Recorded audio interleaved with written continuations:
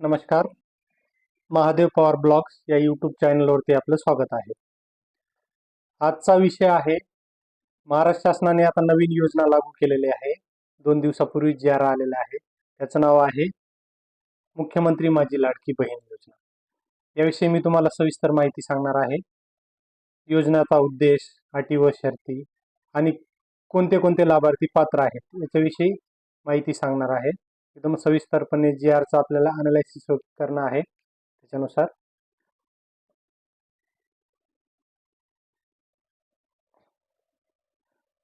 महाराष्ट्र शासनाचं महिला बाल कल्याण विकास विभागाचा 28 जून 2024 रोजी हा जी.आर. आलेला आहे. या जी.आर. मध्ये विषय आहे, महाराष्ट्र राज्यात मुख्यमंत्री माझी लाडकी बहीण योजना सुरू करण्यास मान्यता दिलेली आहे. तर योजनेची प्रस्तावना वगैरे दिलेली आहे.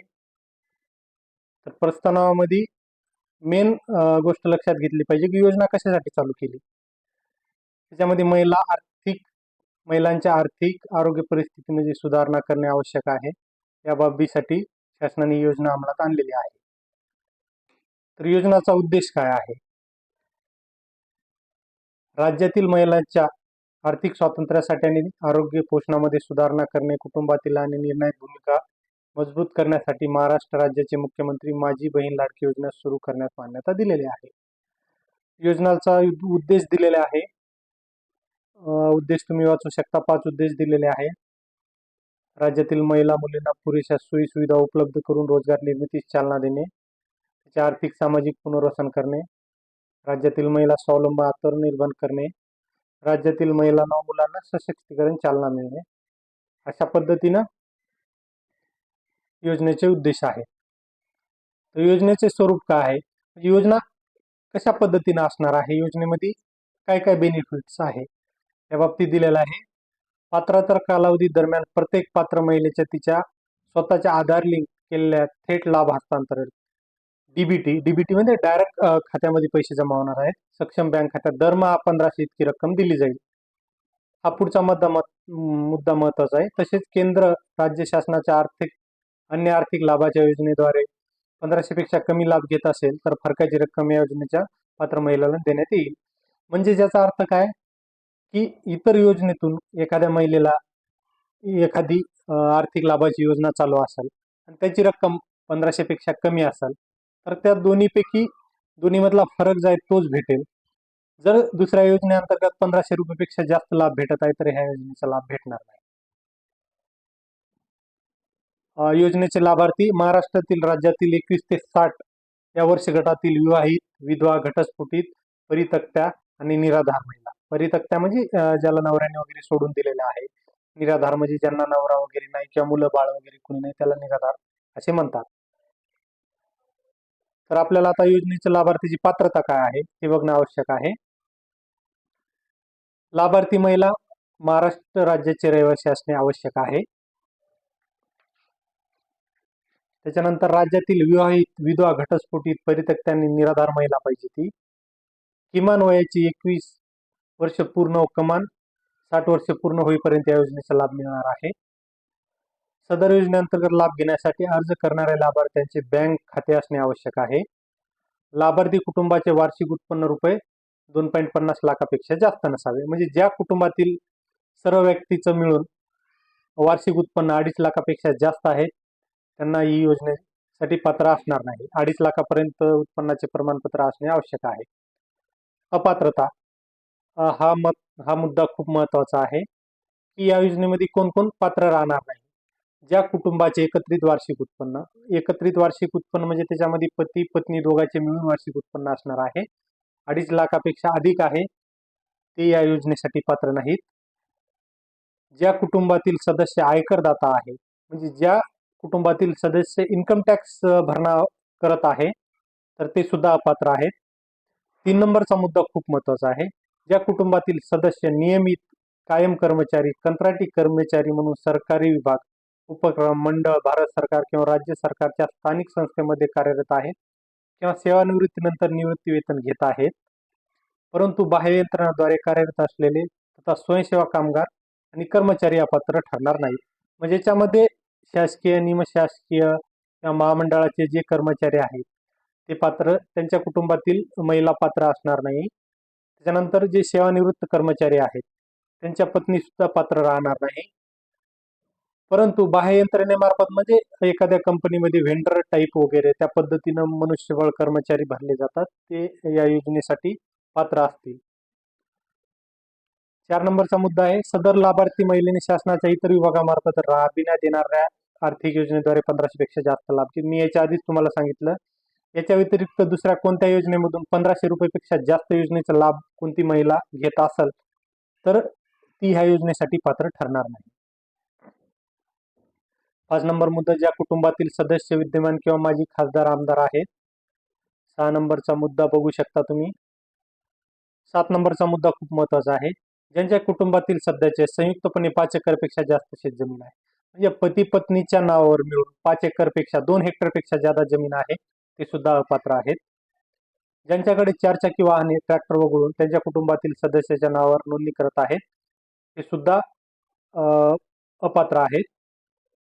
तर अशा पद्धतीनं सदर योजनेच्या पात्रता अपात्र याविषयी शासन नियमामध्ये गोष्टी नमूद केलेल्या आहेत. 6 नंबरचा मुद्दा खूप आवश्यक आहे, या योजनेमध्ये लाभ मिळवण्याकरता अर्जाप्रमाणे कागदपत्रे सादर करणे आवश्यक राहील. 1 नंबर, योजनेच्या लाभासाठी ऑनलाईन अर्ज करणं आवश्यक आहे. त्यासाठी लाभार्थ्याचे आधार कार्ड, महाराष्ट्र राज्याचे आदिवासी प्रमाणपत्र किंवा महाराष्ट्र राज्यातील जन्मदाखला डोमासाईल तहसील कार्यालयामार्फत काढले जातात. सक्षम प्राधिकारी यांचे दिलेला कुटुंब प्रमुखाचा उत्पन्नाचा दाखला वार्षिक 2.50 लाखापर्यंत म्हणजे 2.5 लाखापर्यंत सक्षम अधिकारी कडून हा दाखला तहसील कार्यालयातून काढणे आवश्यक आहे. त्याच्यानंतर बँक पासबुक, याची पहिल्या पानाची छायांकित प्रत, पासपोर्ट आकाराचा फोटो, रेशन कार्ड, सदर योजनेच्या अटी व शर्ती पालन करण्याचे हमीपत्र. तर एवढे 8 कागदपत्र महिलांना गोळा करणं आहे आणि त्याच्यानुसार ऑनलाईन अर्ज भरणा करणं आहे. आता लाभार्थ्याची निवड करण्यासाठी मुख्यमंत्री माझी लाडकी बहीण योजनेअंतर्गत लाभार्थ्यांनी पात्रता अंगणवाडी सेविका, पर्यवेक्षिका, मुख्य सेविका, सेतू सुविधा केंद्र, ग्रामपंचायत, वार्ड अधिकारी यांनी खातरजमा करून ऑनलाईन प्रमाणित केल्यानंतर लाभार्थ्यांचा अर्ज सक्षम अधिकारी यांच्याकडे सादर करावा. म्हणजे कसं, जर ग्रामीण भागातली कर्मचारी ग्रामीण भागातली महिला असेल किंवा नागरी भागातली महिला असेल तर त्या ठिकाणी अंगणवाडी सेविका आहे किंवा पर्यवेक्षिका आहे किंवा सेतू सुविधा केंद्र आहे, ग्रामपंचायत, ग्रामसेवक यांच्या मार्फत व्हेरीफाय करणं आहे, त्यांना डॉक्युमेंट्स वगैरे बरोबर आहे का, त्याच्यानंतरच त्यांना ऑनलाईन अर्ज दाखल करणं आहे. ऑनलाईन अर्ज दाखल केल्यानंतर अर्जाची पडताळणी करण्यासाठी जिल्हा महिला व बाल कल्याण अधिकारी यांच्याकडे अर्ज जाईल. जिल्हा महिला व बाल कल्याण विकास अधिकारी हे जिल्हा परिषद महिला व बाल विकास विभागाअंतर्गत असतात, तर त्या ठिकाणी हे अर्ज सबमिट होणार आहेत आणि अंतिम त्याच्यानंतर कलेक्टर ऑफिसला हे अर्ज जाणार आहे. अशा पद्धतीनं माहिती आहे. तर सर्व राज्यातील महिला यांनी या योजनेचा लाभ घ्यावा, प्रत्येकाने अर्ज भरावा, याचं टाइम टेबल पण दिलेलं आहे, त्या पद्धतीनं अर्ज भरायचा आहे. तर योजनेची कार्यपद्धत काय आहे, अर्ज करण्याची प्रक्रिया, पात्र महिलेच्या या योजनेसाठी ऑनलाईन अर्ज करता येईल. ज्या महिलेस अर्ज सादर करता येणार आहे त्यासाठी अर्ज भरण्याची सुविधा अंगणवाडी आहे, बाल विकास प्रकल्प अधिकारी या ठिकाणी ही सुविधा उपलब्ध होणार आहे. तर अर्ज भरल्यानंतर महिलांनी पोचपावती घेणं आवश्यक आहे. ही पोचपावती 100% घेणं आवश्यक आहे. तर अर्ज भरण्याची संपूर्ण प्रक्रिया ही विनाशुल्क आहे, विनामूल्य आहे, म्हणजे याला कोणताही फीज नाही किंवा चार्ज नाही, काहीच नाही. तुम्ही अंगणवाडी का सेविकामार्फत, आपले सेतू सुविधा केंद्रामार्फत, त्याच्यानंतर बाल विकास प्रकल्प अधिकारी यांच्या कार्यालयामार्फत काही सुविधा चालू करतील, तिथून तुम्हाला अर्ज भरता येतील. त्याच्यानंतर पहिले तात्पुरती यादी प्रकाशन होईल, त्याच्यानंतर त्या यादीवरती जर एखाद्याचं नाव वगैरे नसेल तर त्याच्यावरती आक्षेप वगैरे सादर करता येतील. आक्षेप सादर केल्यानंतर त्यासाठी एक तक्रार निवारण समिती नेमलेली आहे, त्याच्यामध्ये छाननी होईल आणि तुमच्या तक्रारीचं निराकरण केलं जाईल. त्याच्यानंतर अंतिम यादी प्रकाशित होईल. अंतिम यादी प्रकाशित झाल्यानंतर लाभाच्या रकमाचे वितरण डायरेक्ट खात्यामध्ये होणार आहे. योजनेची प्रसिद्धी वगैरे महिला बाल कल्याण विभागामार्फत, जिल्हा परिषदेमार्फत प्रसिद्धी करणार आहेत, त्याची पण माहिती दिलेली आहे याच्यामध्ये. तर राज्यस्तर समिती याच्याबाबत काही ज्यादा माहिती घ्यायची आवश्यकता नाही. जिल्हा स्तर समितीमध्ये तुम्ही माहिती थोडीफार असली तर चालेल. संबंधित जिल्हाधिकारी, मुख्य कार्यकारी अधिकारी, पोलीस अधीक्षक किंवा संबंधित जिल्ह्याचे महिला व बालकल्याण अधिकारी हे समितीमध्ये असणार आहेत. आता योजनेची अंमलबजावणी कशी होणार आहे? अर्ज प्राप्त करण्यास सुरुवात 1 जुलै 2024 पासून अर्ज करण्यास सुरुवात झालेली आहे. अर्ज प्राप्त करण्याचा शेवटचा दिनांक आहे 15 जुलै 2024. तर 15 जुलै 2024च्या आधी सर्व महिलांनी अर्ज सादर करायचा आहे. त्याच्यानंतर 16 जुलैला तात्पुरती यादी डिस्प्ले होणार आहे. तर यादीमध्ये नाव चेक करायचं, आपलं नाव वगैरे आहे का. तर यादीमध्ये नाव नसेल, आपल्याला काही ऑब्जेक्शन असले तर 16 जुलै 2024 ते 20 जुलै 2024 पर्यंत आपल्याला हरकती वगैरे दाखल करणं आहे. तर त्याच्यानंतर जे आपण हरकती दाखल करणार आहेत त्याच्यावरती निराकरण करण्यासाठी 21 जुलै ते 30 जुलै 2024 पर्यंत काम करणार आहे.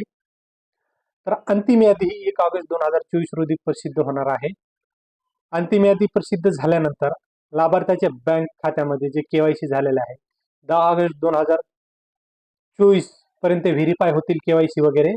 त्याच्यानंतर रक्कम लाभार्थ्यांच्या खात्यामध्ये हस्तांतरित 14 ऑगस्ट 2024 रोजी होणार आहे. म्हणजे आपल्या स्वातंत्र्य दिन 15 ऑगस्ट 2024 असणार आहे. त्यामुळं शासनाने चांगला उपक्रम ठेवलेला आहे. तर त्याच्यानंतर 14 ऑगस्ट 2024 रोजी बँकेमध्ये पैसे हस्तांतर झाल्यानंतर त्याच्यानंतर प्रत्येक महिन्याच्या 15 तारखेला हे पैसे लाभार्थ्याच्या थेट खात्यामध्ये जमा होणार आहेत. तर या बाबतीत सगळ्यांनी दक्षता घ्यावी आणि काळजीपूर्वक अर्ज सादर करावे. तर ही आज आपण माहिती दिलेली आहे. तर माहिती कशी वाटली नक्की सांगावं. तर धन्यवाद.